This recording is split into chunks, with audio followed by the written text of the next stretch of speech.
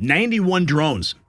That's how many Ukraine allegedly launched at Vladimir Putin's personal residence. And when President Trump heard the news, his response sent shockwaves throughout Washington. Thank God we did not give Zelensky Tomahawk missiles. You see, that one sentence tells how exactly close we came to something catastrophic. Now, the good news is, tonight, peace talks are accelerating.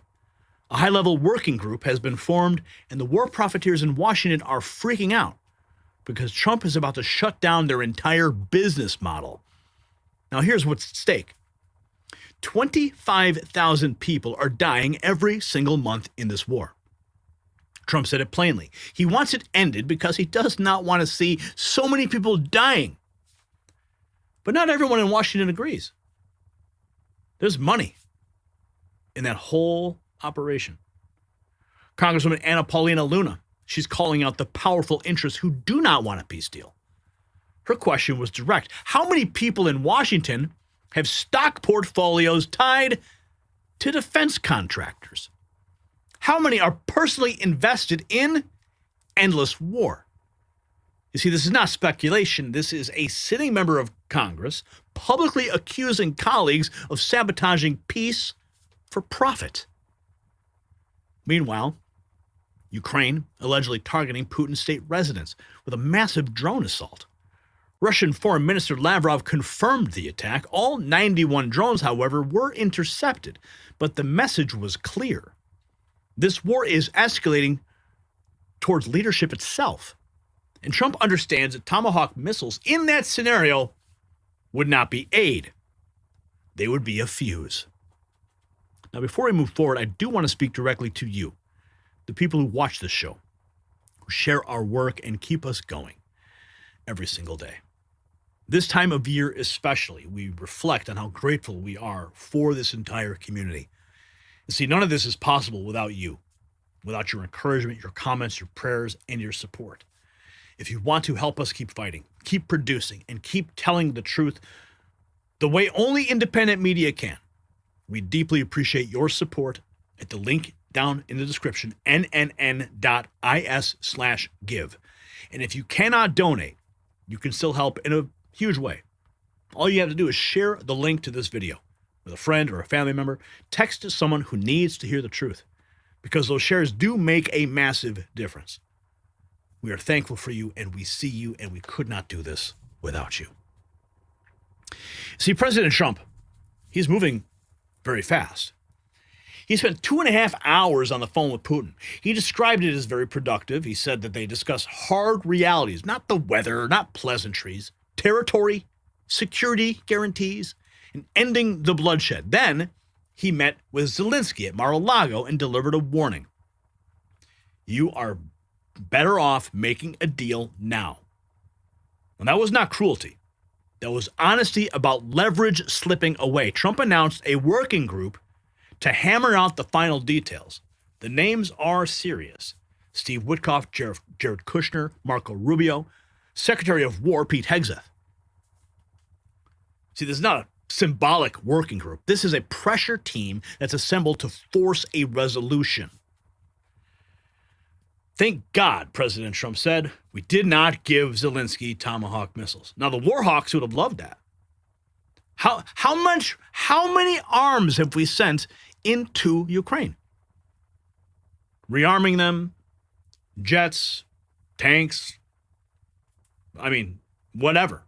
The armaments that we have sent there, the money that's been laundered through Ukraine, how much?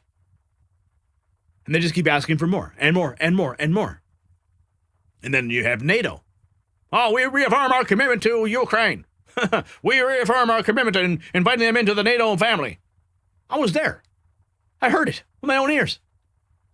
Angie and I sat there and we listened to it with our own ears, them reaffirm their commitment. So how much NATO was going to support Ukraine?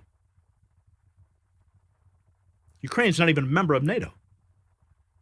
Ukraine joining NATO is the red line that pissed off Putin beyond. And he said, hell no, we're not playing that game. He does not want a NATO member nation on his back door. It is the expansionism of NATO that created this whole freaking mess to begin with. And who funds NATO? We do. President Trump, though, he steps into office and goes, wait a second, guys. We're going to rethink this whole operation. You guys better take a couple steps back. First of all, you're not all paying up. Remember last time? Pay up, pay up, pay up. America pays for what, 80, 70, 80% of the NATO budget? It's crazy. All the other nations, they pay nothing. But yet they can have leverage? How does that even work? It's upside down. But then they keep begging for more money, more weapons, blah, blah, blah. So President Trump says, hell no, I'm glad. Thank you. We did not send freaking Tomahawk missiles. Because those drones that Zelensky sent over to Putin's house would have been Tomahawks. And then the whole game would have been shifted. All right? We wouldn't be talking about, what I'm trying to say is, we've been fallout shelters. That's what I'm trying to say. You follow me? Here. Thank God we didn't give them Tomahawk missiles. Honestly, or therefore you would. I think you could sit outside and have some food. Would you like to have food, or do you consider that a bribe? And therefore you cannot write honestly, or therefore you have to write a bad story. Okay, because if you'd like, would you like something to eat at this time? Yes or no? You can speak. Yes, sir. Yes? Okay. Margot, yes, sir. take them outside, tell the chef, serve them a little lunch, okay? Thank you, press. Thank you, press. Thank you, press. Thank you, guys. Thank you, guys. Thank you, press. Thank you, press. That should guarantee good stories, but it won't. Thank you, guys. They'll only get worse. Alex, So go out of their way to make them worse. He gave us a hamburger. We have to make them in. Alex, thanks. Press. Okay? Thank you, press. Thank you, You press. lead the way. Go outside on the porch. That was President Trump mocking the media. Why? Because he feeds them at the White House. At least in this case. Go tell the chef to make him some food. Then he'll write a good story about us. Digital Gal, thank God we didn't give Zelensky Tomahawk missiles. The phone call. Peacemaker Luna is calling out the vested interest in DC's warmongers trying to sabotage Trump's peace plan. She says there are many people in Washington that don't want a peace deal between Russia and Ukraine to go through. Why? I could actually read. Congresswoman, I guess they don't want the president to broker a deal between both sides. They don't think he should be talking to one of those sides. This is typical from the Democrats, but what do you make of them trashing President Trump, the peace president? Well, you know, if they could actually read, they would see that we're not sending weapons to Russia. And if that was indeed a true argument, you would think that the U.S. government at President Trump's direction would be sending weapons to Moscow. And that's simply not the case. But more to your point, Tommy, if you look historically, I think it was also President Bill Clinton that had a great relationship with Moscow. And to be honest with you, the only reason why Democrats are reverting to this topic is because they're hoping that their voting base is still brainwashed from the 2016 election with Hillary Clinton, which we now know has been debunked. But I want to just point this out, Tommy, that there are many people, not just Democrats in Washington, that don't want this peace deal to go through. And that's because a lot of them have an invested interest into some of these defense contractors, and they're personally invested with their stock portfolio. So you're seeing pushback, but I do have faith, and I've been able to see the internal conversations, and I think that it'll happen. Congresswoman, I guess they don't want the president to broker a deal between both sides. They don't want the deal to be brokered. You see, Theo, that is how the war machine operates. While the military buildup continues, people get paid. And how do they get paid? The contracts. Why do they need the contracts? Because there's a war going on. And if you broker peace, then you have no contracts, no money flows. And all those people, Theo, all those people stop getting paid. So it is in the vested interest of those warmongers to keep the war going. They want to keep their bank accounts fat while people die. You see, there's a cost to war. And that cost is human life. When people pull out their weapons, they pull out their tanks, and they drop their bombs, there are real costs. There are fathers that will never go home to their children. There are mothers who will never hug their husbands again.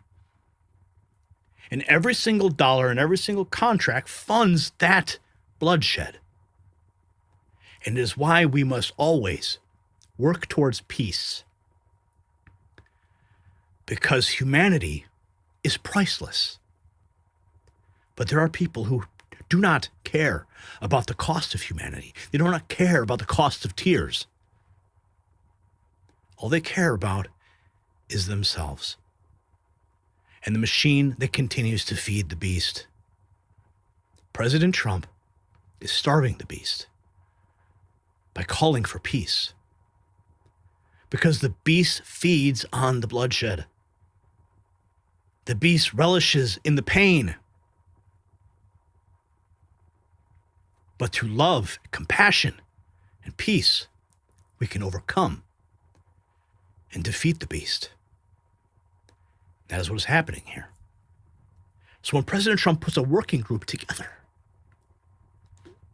it means that we are taking steps in the direction of peace. President Trump, standing with the Prime Minister, Benjamin Netanyahu, talking about his phone call with Vladimir Putin.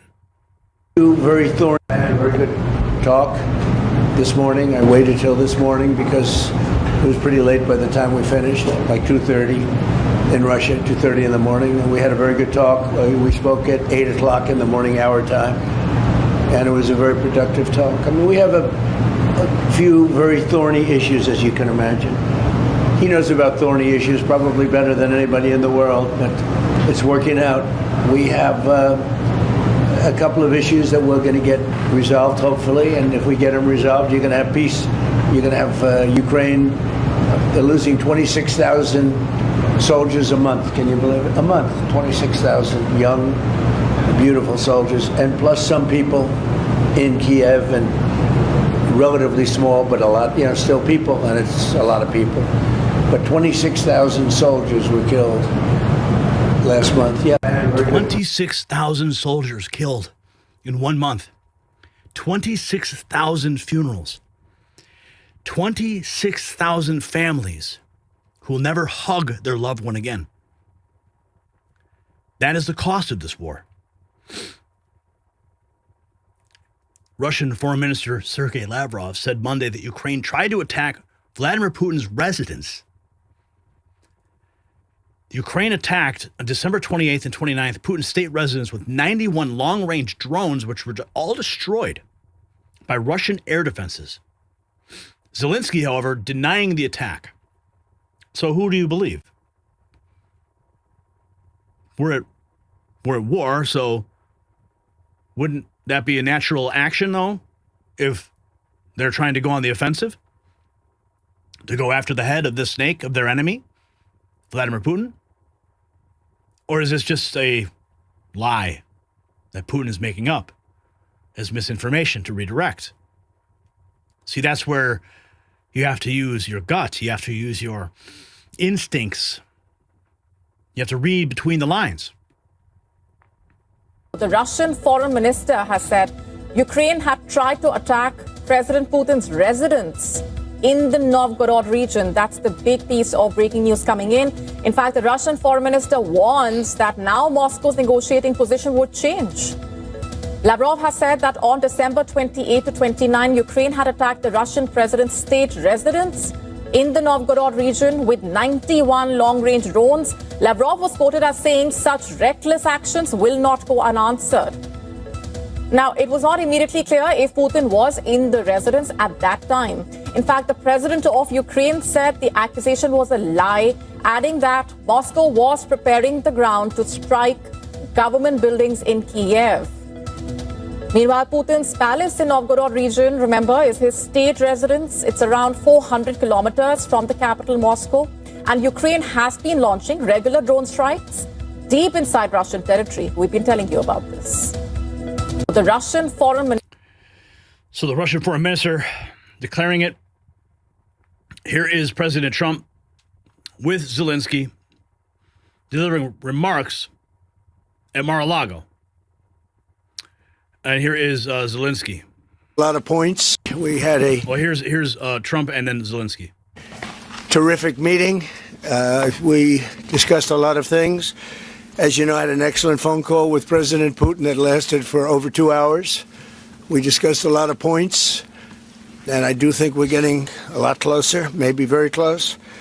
The President and I just spoke to the European leaders. They were President Emmanuel Macron of France, President Alexander Stubb of the Republic of Finland, President Karol Nawrocki of the Republic of Poland, Prime Minister Jonas Gahr Store of the Kingdom of Norway, Prime Minister Giorgia Meloni of the Italian Republic, Prime Minister Keir Starmer of the United Kingdom of Britain and Northern Ireland, Chancellor Friedrich Merz, the Federal Republic of Germany, Secretary General Mark Rutte, the North Atlantic Treaty Organization, NATO, President Ursula von der Leyen of the European Commission. We spoke to all of those great leaders. They're all great leaders.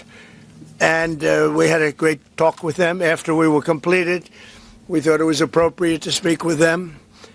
And our meeting was excellent. We covered, somebody would say 95%. I don't know what percent, but we have made a lot of progress on ending that war, which is really certainly the most deadly war since World War II, probably the biggest war since World War II. We had a... So that was, I'm sorry, that was President Trump. There was no remarks from Zelensky there. Here's more remarks from the president. Yeah. The U.S. Ukraine security guarantees, what number are we at right now? Well, I think look, you can say 95%, but I don't like to say percentages. I just think we're doing very well. We could be very close. There are one or two very thorny issues, very tough issues, but I think we're doing very well. We made a lot of progress today, but really we've made it over the last month.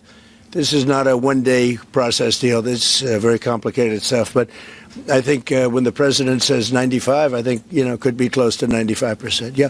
The U.S. 95. Here is more. Everybody wants the war ended. Of the people probably have to get their plan approved by Parliament or by referendum of the people. You would think that they want, I know they had a poll that it's 91% in favor of ending this war, so they want to end it like everybody wants. Russia wants it ended, everybody wants it ended, and we want it ended. I want it ended because I don't want to see so many people dying. We're losing, massive numbers of people, the biggest by far since World War II. So we want to see it ended, absolutely. Probably have to get their plan approved by Parliament or by referendum of the people. You would think. Let's keep going here. President Trump talking about the working group. The creation of some, in the readout from Moscow, they talked about the creation of some working groups. Yes. That would be set. Can you tell us about what those working groups would entail? And also, if you wouldn't mind, what is the message that you will give to Putin when you speak to him after your meeting? So the working group is going to be composed of Steve Witkoff, Jared Kushner, General Raisin Kane, Marco Rubio, and a few other people that we're going to be putting onto it. I think Pete Hegseth should be in that working group. He knows the territory very well. He's been fantastic at what he's doing. And they may add one or two people. And likewise, Ukraine's going to have some very good people that were at lunch today that enjoyed the lunch today a lot, more than they thought, right? But do you want to say who may be on your working group? Yeah, we now, as I said, that we work with Steve and Jared. We worked our Rustem Umerov and also Deputy Minister Gislitz and also General Ignatov, and they will continue work in this group.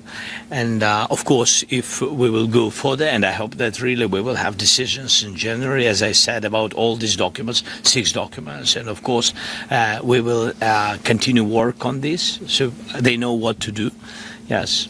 And that working group, by the way, importantly, will also then be working with Russia, okay? Because to work with ourselves doesn't really solve much of a problem. So they'll be working with Russia. In the readout from Moscow, they talked about the creation of some working groups. So the working group's being established. President Trump, we're closer than by far closer than we ever were before between both parties. Here's more on his call with Putin. I saw a very interesting President Putin today. I mean, he wants to see it happen. He wants to see it. He told me very strongly. I believe him. Don't forget, we went through the Russia hoax together. And he'd call me, I'd call him, I'd say, can you believe the stuff that they're making up? And it turned out we were right. They made it all up. And despite that, we didn't get into wars and we didn't get into problems, but we weren't able to trade very much or any of that, which was a shame because, you know, a lot of success could have been had by trading with Russia. They have great land, great minerals and other things, and we have things that they want very badly. But the Russia hoax, which was a terrible, made-up, fictional thing by Crooked Hillary and by Adam Shifty Schiff and bad people, sick people. They made it up. It was all a made-up hoax. But it kept us really from dealing with Russia, kept Russia dealing, you know, from dealing with us. So, but despite that, we got along. And I don't know, I think we're going to get there. I know him very well. I think we're going to get there. Discuss any time, location, meeting place? Yeah, we're discussing a lot of things. No, look, I was on the phone with him for almost, I guess, 2.5 hours. They're just telling me now. It's a long time. We discussed a lot of things. We didn't talk about the weather. We weren't talking about what a beautiful day it is in Palm Beach, Florida. I saw a very... So, Trump says the world will know in a few weeks whether the deal gets done. One way or the other. You see, that's not posturing. That is a deadline imposed by casualties, battlefield realities, and the risk of catastrophic escalation. Drone strikes on presidential residence, calls for Tomahawk missiles, members of Congress profiting from war. This is the crossroads. Peace negotiations on one side, World War III on the other. And Trump is the only one trying to slam the brakes before it's too late. So here's why every American should care about what is happening right now between Washington, Moscow, and Kyiv. It's not about foreign policy. It's about whether your sons and daughters get sent to fight a war that should have ended years ago. The people pushing escalation are not the ones who will bleed. They sit in offices with stock portfolios tied to Raytheon and Lockheed Martin. They profit when the bombs fall, and they lose money when peace breaks out. Trump is the first president in generations to openly challenge the war machine. He is thanking God that we did not hand over missiles capable of striking Kremlin. He's working the phones with Putin and Zelensky. He's assembling a team to get this done. And the establishment hates it because peace is bad for business. So my question for you, do you support Trump's efforts to end the war in Ukraine before it spirals into a global conflict? Yes or no? Which side are you on? Are you on the side of peace or the side of war? Sound off in the comments and support the show at our merch shop, linked in the description. The system controls information. Information control is power. They don't want you to see this. The truth only survives together. They don't want this. Share this now.